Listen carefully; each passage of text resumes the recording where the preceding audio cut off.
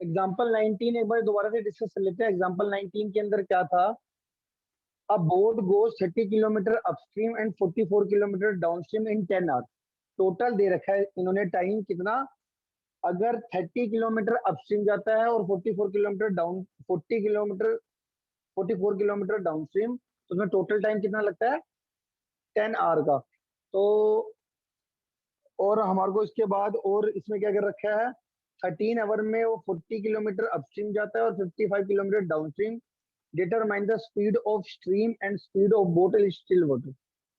तो हमने क्या कहा था? Let speed of boat in still water कितना लिया था वो? x kilometre per hour. और स्पीड ऑफ स्ट्रीम कितना लिया था? y kilometre per our.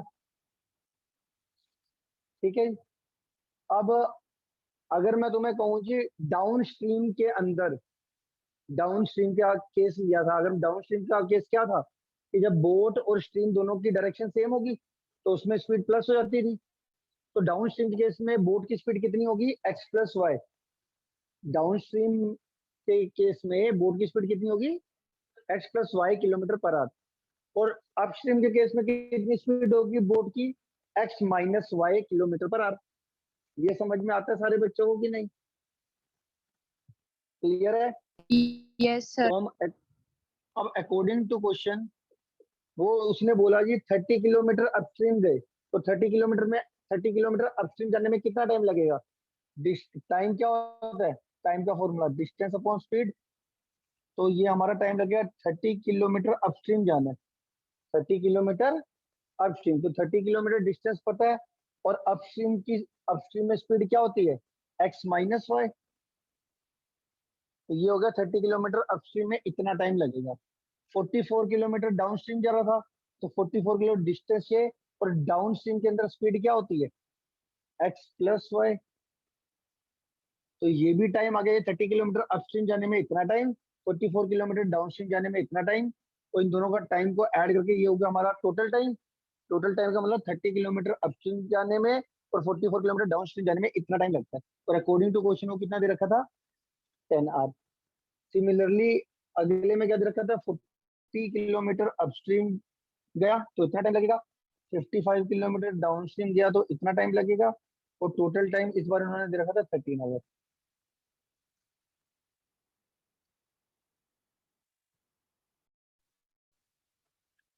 किसी बच्चे का कोई डाउट है? इसके बाद अगर किसी को कैलकुलेशन प्रॉब्लम है तो बताओ, नहीं है तो आगे बढ़ते हैं। ठीक है।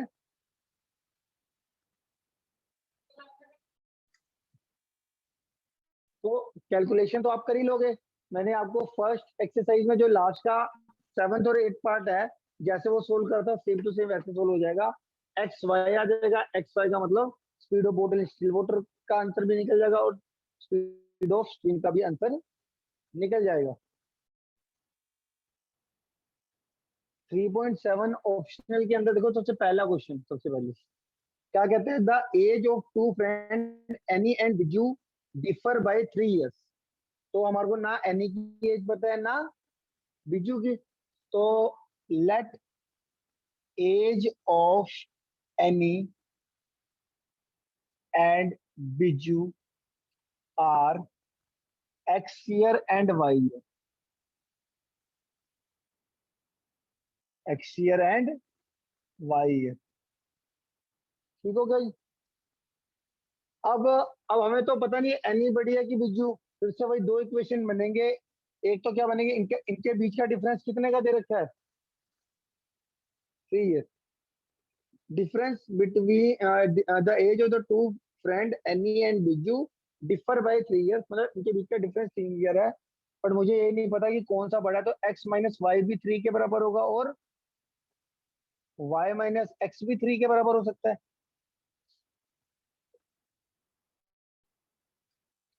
ठीक है, क्लियर हो गया? अब वो क्या कहता है, इसके आगे वाली लाइन पढ़ते हैं। एनी फादर धर्म। धर्म जो है वो एनी के फादर है।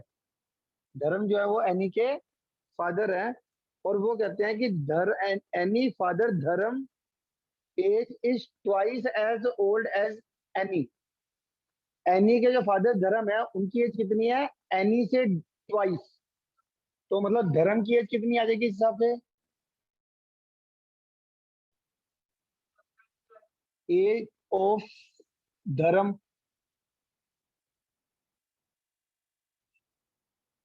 कितनी आ जाएगी, 2x।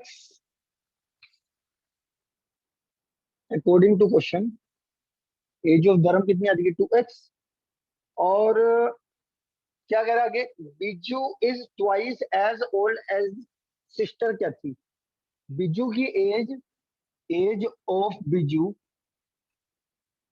As of Biju is twice as old as age of sister क्या थी। मतलब एक कैथी जो ये है करेक्टर, ये बिजू की सिस्टर है, ये किसकी, बिजू की सिस्टर है। तो वो कह रहे बिजू की age twice of age of Kathy है, ये लिखा है ना उन्होंने।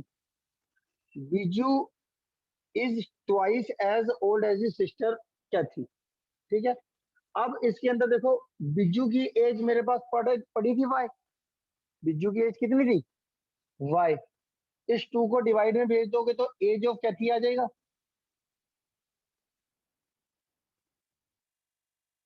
तो एज ऑफ कैथी कितना आ गया हमारा, y/2 ही है। इतना समझ में आया कि नहीं आया। Age of Biju is twice as age of Kathy. Biju की एज y थी, ये 2 को डिवाइड में भेज दिया, एज ऑफ कैथी निकल गया। क्लियर होगी जी। इसके बाद क्या कह रहा है कि कैथी और धर्म के बीच की जो डिफरेंस है वो है 30 ईयर। कितने का है, 30 ईयर। धर्म की एज और कैथी की एज के बीच में जो डिफरेंस है वो कितने ईयर का है, 30 ईयर। ठीक है। ये हमारी इक्वेशन बन के आ गई। ये इक्वेशन आ गई मेरी 3। अगर मैं एलसीएम ले लेता हूँ, चलो पहले 3 बाद में दे देंगे। अकॉर्डिंग टू क्वेश्चन ये भी हो गया हमारा। एलसीएम लेंगे 2 4x - y = 30, 4x - y = 60। ये मेरा 1 आ गया, ये 2, ये इक्वेशन 3 ले लेते हैं। अब अगर हम 1 और 3 को सोल्व करेंगे तो भी एक्स वाई की इक्वेशन आ जाएगी, और 2 और 3 को सोल्व करेंगे तो भी एक्स वाई की इक्वेशन आएगी। मतलब एज ऑफ बिजू, एनी और बिजू के 2 केस बनेंगे। इसको और इसको सोल्व करेंगे तो एक एक्स वाई आएगा, इसको सोल्व करेंगे तो एक एक्स वाई आएगा। तो कर लो आप चाहे, solve 1 and 3। x - y = 3, 4x - y = 60। यहाँ से माइनस प्लस माइनस, ये कट गया, माइनस का 3x = माइनस का 57, माइनस से माइनस कट गया, x की वैल्यू आ गई 57/3, कट के आ गया 19 ईयर। x की वैल्यू कितनी आ गई, 19 ईयर। और इसको पुट कर लो 1 में, पुट इन इक्वेशन 1। तो x की वैल्यू 19 पुट करेंगे, 19 - 5 = 3, -5 = 3 - 19, ये कितना आ गया, माइनस का 16, y की वैल्यू आ गई 16 ईयर। x की वैल्यू आ गई 19 ईयर, y की वैल्यू आ गई 16 ईयर। 2 एज आ गई। तो लास्ट में उन्होंने देखो पूछा क्या था हमसे, हमसे पूछा था एज ऑफ एनी और बिजू। किसी एनी और बिजू की एज पूछी थी, देयरफॉर मेरे पास 19 और बिजू की एज कितनी आ गई, 16 ईयर। इसी तरीके से हम क्या करेंगे, ये तो हमने वन 1 और 3 को सोल्व करा, इसी तरीके 2 और 3 को सोल्व करेंगे। Solve 2 and 3। 2 and 3 में ये जो एक्स वाली टर्म है इसको आगे ले जाते हैं, तो ये क्या बनेगा, डेट मीन्स -x + y = 3।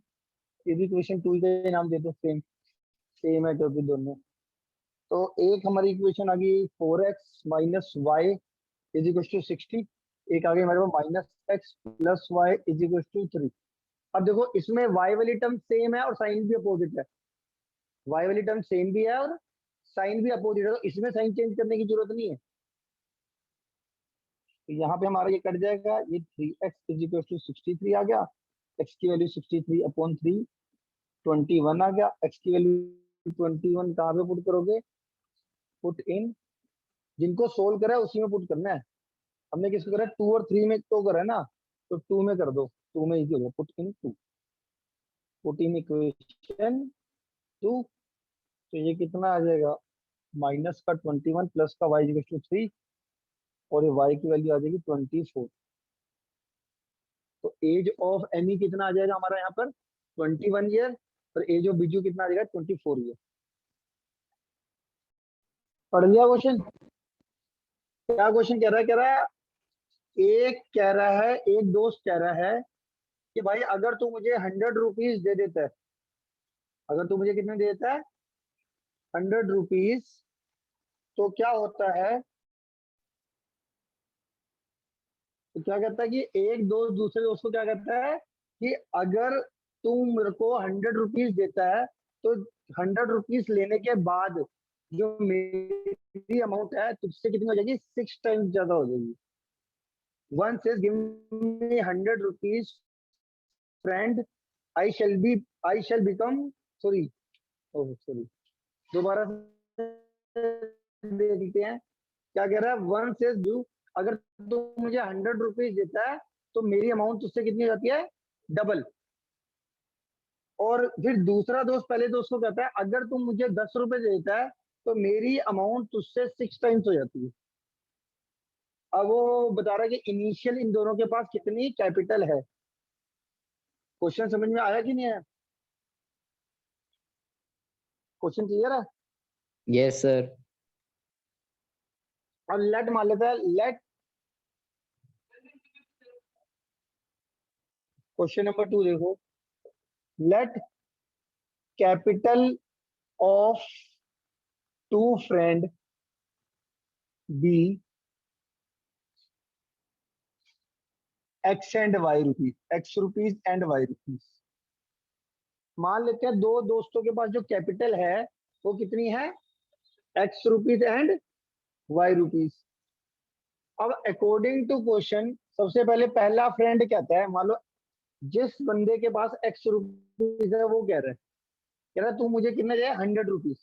तो 100 रुपीज मान लेते हैं दे दिए, पहले वाले दोस्त ने दूसरे वाले दोस्त को कहा, पहले वाला दोस्त है इसके पास एक्स रुपीज है, दूसरे वाला दोस्त है इसके पास वाई रुपीज है। अब पहले वाले दोस्त ने दूसरे वाले दोस्त को क्या कहा तो भाई तू मुझे 100 रुपीज, तो पहले 100 रुपीज मान लेते हैं इसको दे देते, तो इसके पास कितनी अमाउंट हो जाएगी 100 रुपीज लेने के बाद, एक्स प्लस 100, और उसके पास वाई माइनस 100। इसमें 100 रुपए बढ़ गए, इसके 100 रुपए कम हो गए। तो अब जो अमाउंट आई हो उसने क्या बोला था, अब ये वाली जो अमाउंट कह रहा है मेरी अमाउंट तुमसे डबल थी, मेरी अमाउंट तुमसे डबल, एक्स प्लस 100, ये 2y माइनस का 200, x minus 2y is equal to minus का 300। ये 100 को वहां पे भेज दोगे तो माइनस 100 आ जाएगा, इस 2y को इधर भेज दो, एक इक्वेशन बनी। ठीक है, अब सर ये फिर से समझा दो। फिर से समझा दूं, हाँ जी। देखो उसने बोला पहले वाले दोस्त ने दूसरे वाले दोस्त को कहा कि भाई तू मुझे 100 रुपीज दे, मेरी अमाउंट तुझसे डबल हो जाएगी। अब पहले ये समझते हैं कि 100 रुपीज, इसको मान लो ये बात मान ली, तो दूसरे वाले दोस्त ने इसको 100 रुपीज दे दिया जाए, तो इसके पास 100 रुपीज, एक्स प्लस 100 रुपीज हो जाएंगे, उसके पास वाई माइनस 100 रुपीज रह जाएंगे। ठीक है, तो ये एक्स प्लस 100 आ गया, ये वाई माइनस 100 हो गया।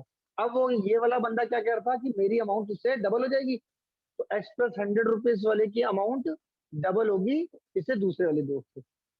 दूसरे वाले दोस्त से कितनी है, इसके पास एक्स प्लस 100 रुपीज हो गए थे ना, इसके बाद वाई माइनस 100। अब ये वाला दोस्त ने क्या बोला था कि इस मेरी अमाउंट तुझसे डबल, तो डबल लिख दी, सोल्व कर लिया। क्लियर है मेबुर। Yes sir. अब दूसरा एक और केस क्या था, अब दूसरे वाला दोस्त कहता है, अब दूसरे वाला दोस्त ने क्या कहा था, ये वाले दोस्त कह रहा है, ये वाला दोस्त क्या कह रहा है कि भाई अब तू मुझे 10 रुपए दे दे। तो यहाँ अब इसके बाद 10 रुपए बढ़ जाएंगे, इसके बाद 10 रुपए कम हो जाएंगे। अब ये वाला दोस्त कह रहा है मेरी जो अमाउंट है तुझसे 6 टाइम हो जाएगी।